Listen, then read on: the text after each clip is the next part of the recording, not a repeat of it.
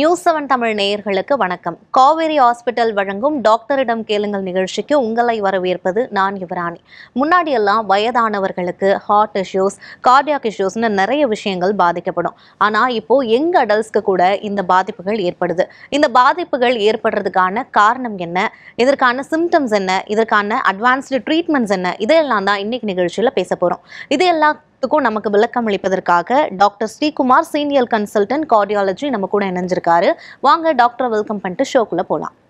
Welcome doctor. வணக்கம் doctor. இந்த young ஏஜ்லே young அடல்ட்ஸ்க்கு இந்த கார்டியாக் இஷ்யூஸ் ஏற்படுறதுக்கான காமன் கண்டிஷன்ஸ் என்ன டாக்டர்? யங் அடல்ட்ஸ் அப்படின்னு பார்த்தீங்கன்னா நம்ம வந்துட்டு 40 வயசுக்கு கீழே இருக்கவங்க தான் வந்துட்டு நம்ம எடுத்துக்கிறோங்க. இந்த யங் அடல்ட்ஸில் வந்துட்டு முன்னாடிலாம் பார்த்தோம் அப்படின்னாக்கா, நான் சொல்லுன்னா ஒரு 10-15 வருஷத்துக்கு முன்னாடி பார்த்தோன்னா இந்த ஹார்ட் ப்ராப்ளம் அவங்களுக்கு இருக்கும், யங் அடல்ட்ஸ்லேயும் இருக்கும். பட் அவங்களுக்கு பார்த்தோன்னாக்கா நம்ம இந்த பிறவிலேயே வந்துட்டு ப்ராப்ளம் இருக்கும். கன்ஜென்டல் ஹார்ட் டிசீஸ்னு சொல்லுவோம்.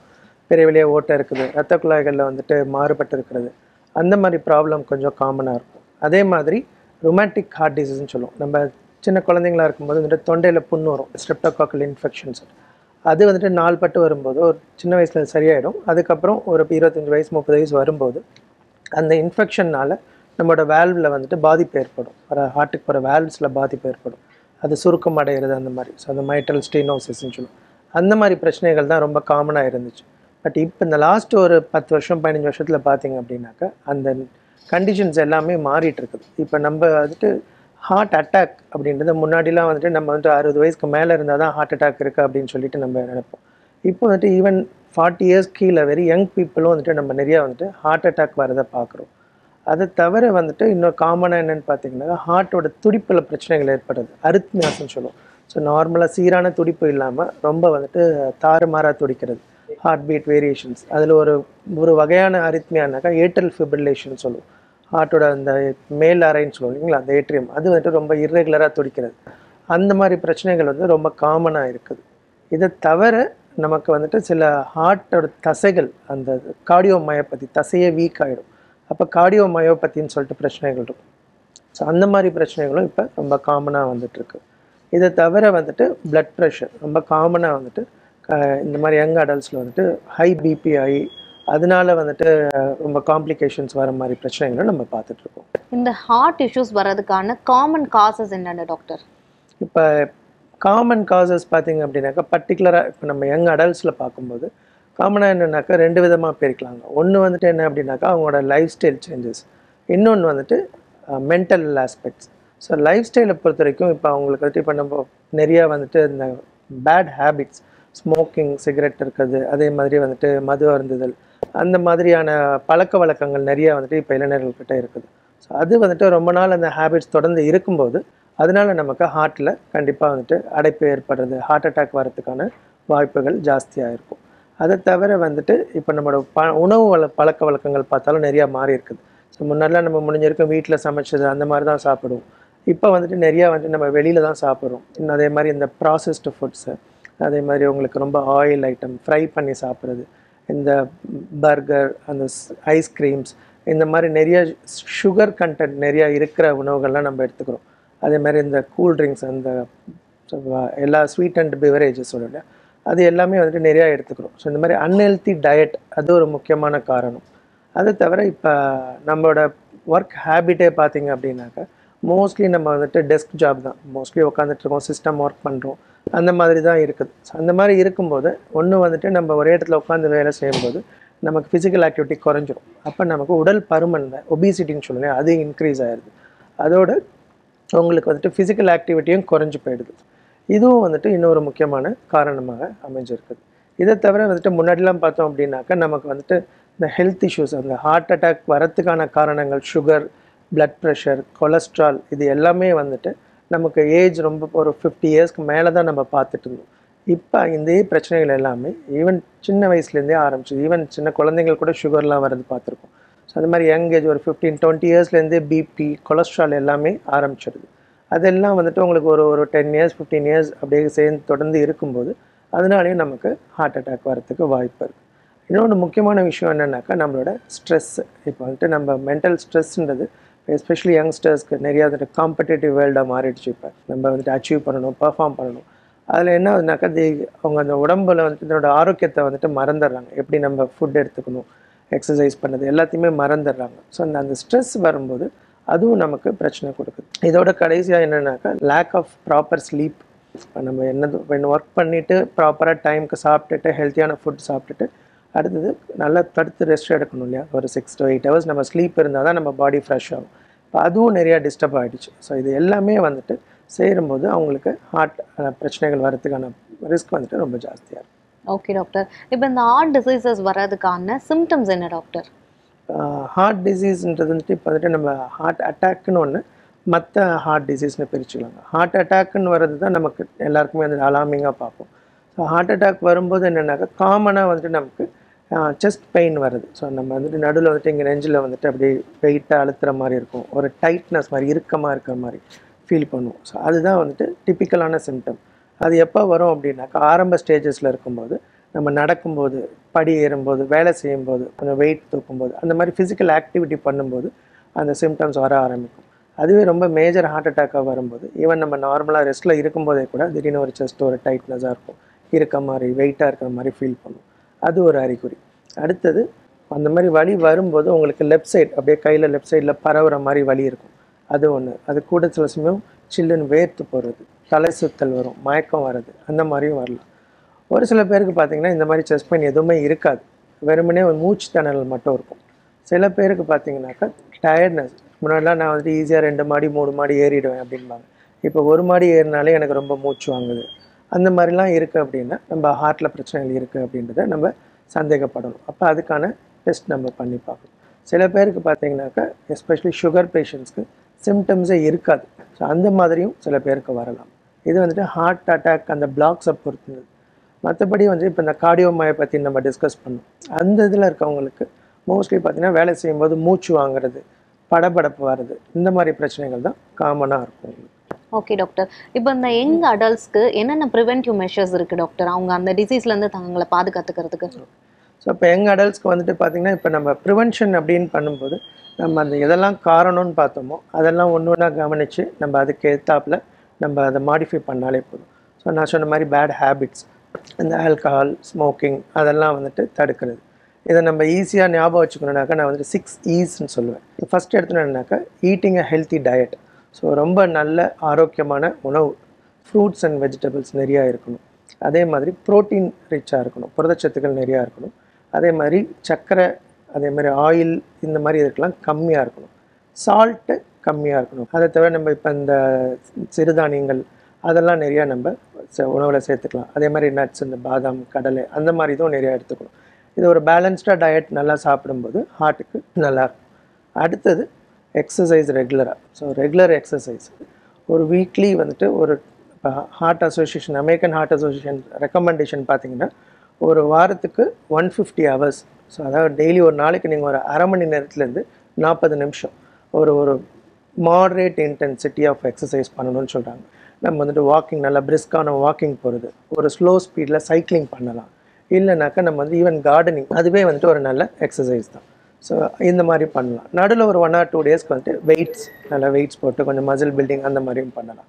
அடுத்தது வந்துட்டு emotional health. So 3rd E வந்துட்டு எமோஷனல் ஹெல்த். ஸோ நான் முதலே சொன்னேன் உங்களுக்கு stress plays a major important ரோல்னு சொன்னேன். ஸோ இப்போ அந்த ஸ்ட்ரெஸ்ஸை அவாய்ட் பண்ணிவிட்டு நம்ம வந்துட்டு மென்டல் ஹெல்த்தை கொஞ்சம் நல்லா பார்த்துக்கணும். ஸோ நம்ம வந்துட்டு மென்டல் ஹெல்த் எப்படின்னாக்கா நம்ம வந்துட்டு இப்போ நம்ம சோஷியல் சர்க்கிள்ன்றது சோஷியல் மீடியாலே நின்று போயிடுது. நம்மளோட ஃபேமிலி மெம்பர்ஸ் கூட நம்ம முழுசாக பேசுகிறது கிடையாது, ஃப்ரெண்ட்ஸ் கிட்ட பெருசாக பேசுகிறது கிடையாது. ஃப்ரீ டைம் இருக்கும்போது ஃபேமிலி மெம்பர்ஸ் கூட சேர்ந்து வெளியில் போகிறது, ஃப்ரெண்ட்ஸ் கூட கொஞ்சம் கேஷுவலாக பேசுகிறது. அதே மாதிரி நமக்கு ஒர்க் ரிலேட்டட் ஏதாவது ஸ்ட்ரெஸ்ஸோ ஏதாவது மன அழுத்தம் இருந்ததுன்னா கூட இருக்கவங்கள்ட்ட டிஸ்கஸ் பண்ணிக்கணும். நம்ம ஓப்பனாக டிஸ்கஸ் பண்ணினோம்னாலே நம்ம மனசில் இருக்க பாதி பிரச்சனைகள் தீர்ந்துடும். ஸோ அது ஒன்று. அடுத்தது வந்துட்டு எக்ஸிட்டிங் த அடிக்ஷன்ஸ். அதுதான் நான் ஃபஸ்ட்டே சொன்னேன். ஆல் அடிக்ஷன், ஸ்மோக்கிங், ட்ரிங்க்ஸு, அந்த மாதிரி எல்லாமே வந்துட்டு அதை அவாய்ட் பண்ணிக்கணும். அடுத்தது எவாலுவேட் யுவர் நம்பர்ஸ்.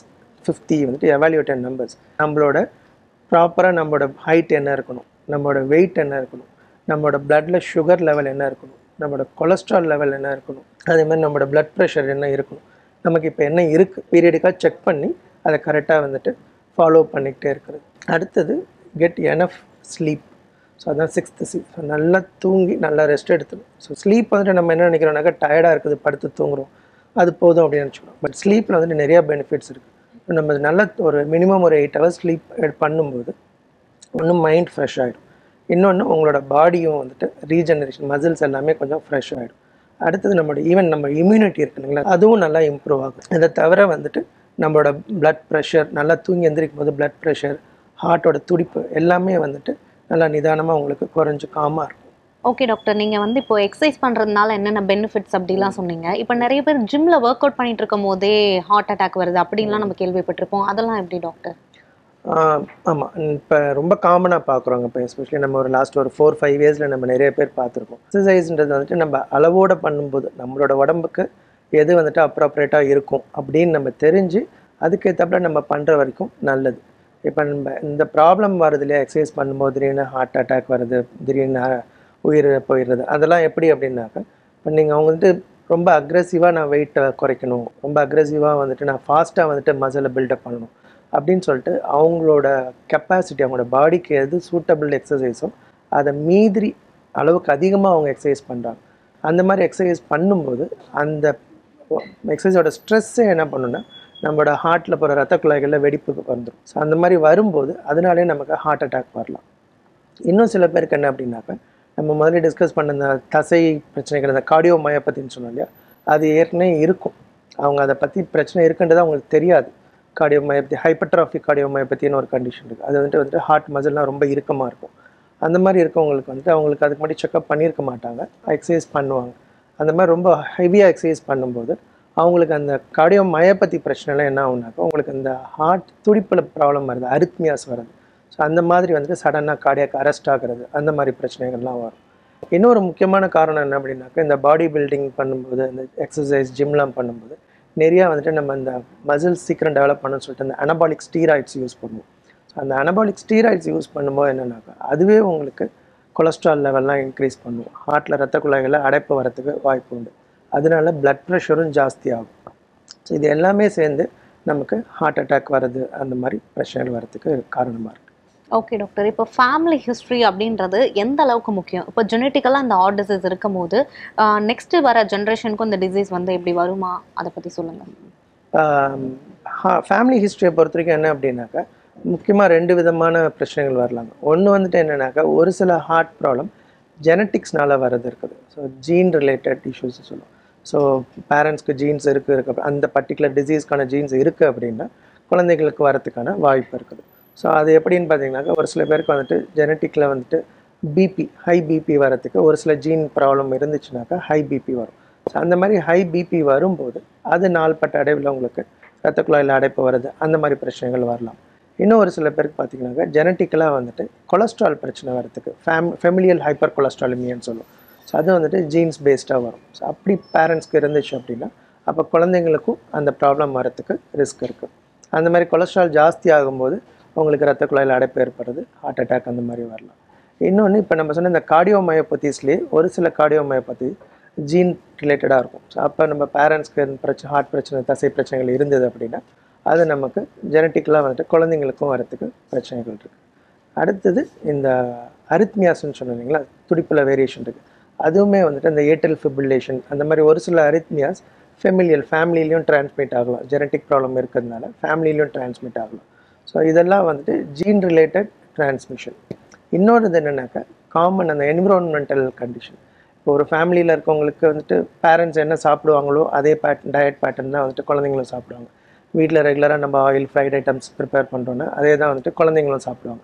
ஸோ அந்த மாதிரி சோஷியல் அண்ட் எக்கனாமிக் ஃபேக்டர்ஸ் இருக்கும்போது அந்த காமன் என்விரான்மெண்ட்டில் பேரண்ட்ஸ்க்கு எதனால காரணங்கள்னால வருதோ, இப்போ அப்பா வந்துட்டு ஹெவியாக ஸ்மோக் பண்ணுவார்னு வச்சுக்கோங்க, அப்போ வந்துட்டு அந்த குழந்தைங்களுக்கு பேசிவ் ஸ்மோக்கிங் வரும். ஈவன் தோ அவங்க ஸ்மோக் பண்ணாட்டியும் பேசிவ் ஸ்மோக்கிங் வரும்.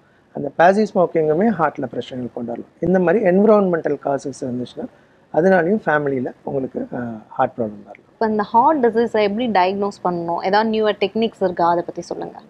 ஸோ இப்போ ஹார்ட் டிசீஸ் வந்துட்டு இப்போ பார்த்தீங்கன்னாக்கா நிறைய அட்வான்சஸ் வந்திருக்குங்க. இப்போ லாஸ்ட் ஒரு 10 இயர்ஸ்க்குள்ளே நம்ம காமனாக வந்துட்டு நம்ம ஹார்ட்டில் பிரச்சனைகள் இருக்குது அப்படின்னாக்கா நம்ம ரெகுலராக பண்ணக்கூடிய டெஸ்ட் வந்துட்டு இசிஜி எடுத்து பார்ப்போம். அடுத்தது எக்கோ கார்டியோகிராம், எப்படி நம்ம அல்ட்ராசவுண்ட் ஸ்கேன் பண்ணுறோமோ அதே மாதிரி ஹார்ட்டுக்கான ஸ்கேன் வந்துட்டு எக்கோ கார்டியோகிராம் டெஸ்ட் பண்ணி பார்க்கலாம். ஸோ அதில் வந்துட்டு நமக்கு அந்த ஹார்ட்டோட ஃபங்க்ஷனிங் எப்படி இருக்குது, அதில் இருக்க அந்த வேல்வ்ஸ்லாம் ப்ராப்பராக வேலை செய்யுதா, ஆல்ரெடி ஹார்ட் அட்டாக் வந்து அதனால ஹார்ட்டோட தசைகள் வீக் ஆயிருக்கா, இது எல்லாமே நம்ம அந்த எக்கோகார்டியோகிராம் டெஸ்ட் மூலமாக தெரிஞ்சுக்கலாம். சில பேருக்கு இசிஜி எக்கோ எல்லாமே நார்மலாக இருக்கும், ஆனாலும் வந்துட்டு நடந்தால் மூச்சு வாங்குது, செஸ்ட் பெயின் வருது, அந்த மாதிரிலாம் சொல்லுவாங்க. அந்த மாதிரி இருக்கவங்களுக்கு நம்ம ஒரு ஸ்ட்ரெஸ் பண்ணி பார்க்கலாம். ஸோ அது வந்துட்டு இந்த ட்ரெட்மில் டெஸ்ட்னு சொல்லுவோம். அது வந்துட்டு ட்ரெட்மில் நடக்க வச்சு நம்ம பண்ணும்போது அதில் உங்களுக்கு அந்த பெயின் வருதா அப்படின்றது இதெல்லாம் நம்ம ஆல்ரெடி இருக்கிறது. இதில் ஏதாவது பிரச்சனைகள் அப்நார்மல் வேரியேஷன் இந்த டெஸ்ட்டில் இருந்துச்சுன்னா நம்ம ஆஞ்சியோகிராம் டெஸ்ட் பண்ணி அதில் ரத்த குழாயில் அடைப்பு இருக்கான்றதை பார்த்துட்டு இருந்தோம். இதுதான் முன்னாடி இருந்தது. இப்போ வந்துட்டு என்னென்னாக்கா நிறைய அட்வான்சஸ் வந்துருச்சுங்க. நிறைய அட்வான்சஸ் என்னென்னாக்கா கார்டியாக் சிடி. இப்போ வந்து நம்ம ஆஞ்சியோகிராம்னா நம்ம ரத்த குழாய்க்குள்ள டைரெக்டாக போய் உள்ள வரைக்கும் ஹார்ட்டுக்குள்ளே வந்துட்டு டைரெக்டாக இன்ஜெக்ட் பண்ணி பார்க்குறது தான் வந்துட்டு ஆஞ்சியோகிராம் டெஸ்ட். இப்போ வந்துட்டு கார்டியாக் சிடியில் வந்துட்டு நீங்கள் ஆஞ்சியோகிராம் அட்மிஷன் பண்ண தேவையில்லை. ஆஞ்சியோகிராம் உள்ளே போய் ரத்த குழாய் வழியாக போக வேண்டாம். நம்ம நார்மல் ஸ்கேன் சென்டர் ஹாஸ்பிட்டல்ஸ்லேயே வந்துட்டு சிடி ஸ்கேன்ஸ் இருக்கும். அதில் ஸ்பெஷல் சாஃப்ட்வேர்ஸ் இருக்கும். ஸோ அது மூலமாக நம்ம அந்த டையை மட்டும் இன்ஜெக்ட் பண்ணி பார்த்தோம்னா அந்த டை ஹார்ட்டுக்கு வரும்போது அதுலேயே வந்துட்டு பிளாக் இருக்குது இல்லைன்றதை நம்ம தெரிஞ்சுக்கலாம். அது ஒரு டெஸ்ட். இன்னொன்று என்ன அப்படின்னாக்கா நியூக்ளியர் டெஸ்ட். இப்போ நியூக்ளியர் டெஸ்ட்ன்றது வந்துட்டு ஒரு சில பேருக்கு வந்துட்டு பிளாக் இருக்கும், ஒரு 50% இந்த மாதிரி பிளாக் இருக்கும், அதனால ஆனால் பாதிப்பு இருக்கான்னு நமக்கு தெரியாது. அப்போ இந்த நியூக்ளியர் டெஸ்ட்ன்றதை பண்ணி பார்க்கும்போது அந்த இரத்த குழாயினால் அந்த ஏரியாவில் அந்த தசைகளுக்கு ரத்த ஓட்டம் கம்மி ஆகுதா அப்படின்றத நம்ம தெரிஞ்சுக்கலாம். அப்போ அந்த மாதிரி கம்மி ஆகுதுன்னா அந்த பேஷண்ட்ஸ்க்கு நம்ம அடுத்த கட்டமாக நம்ம ரெகுலர் ஆஞ்சியோகிராம் பண்ணி வேறு ட்ரீட்மெண்ட் ஸ்டென்ட் பண்ணணுமா, பைபாஸ் பண்ணணுமா அப்படின்றதெல்லாம் நம்ம பண்ணலாம். இது வந்துட்டு இன்னொரு இது. அடுத்தது ஹார்ட் அட்டாக் வந்தவங்களுக்கு சில சமயம் பார்த்திங்கன்னா ஹார்ட் அட்டாக் செஸ்ட் பெயின் வருவாங்க ஹாஸ்பிட்டலுக்கு. இசிஜி நார்மலாக இருக்கும், எக்கோ டெஸ்ட் பண்ணாலும் நார்மலாக இருக்கும், நம்ம வீட்டுக்கு அனுப்பிச்சிடுவோம் ஒன்றும் இல்லைன்னு சொல்லிட்டு. அப்புறம் நைட் திருப்பி செஸ்ட் பெயினோட வருவாங்க. இந்த மாதிரி இருக்கவங்களுக்கு வந்துட்டு பிளட் டெஸ்ட்டில் இப்போ பயோமார்க்கர்ஸ்ன்னு சொல்லுவோம். ஸோ பிளட் டெஸ்ட்டில் வந்துட்டு கண்டுபிடிக்கிறது அது வந்துட்டு ட்ரோபோனின்னு சொல்லிட்டு ஒரு டெஸ்ட் ரொம்ப நாளாகவே இருக்குது.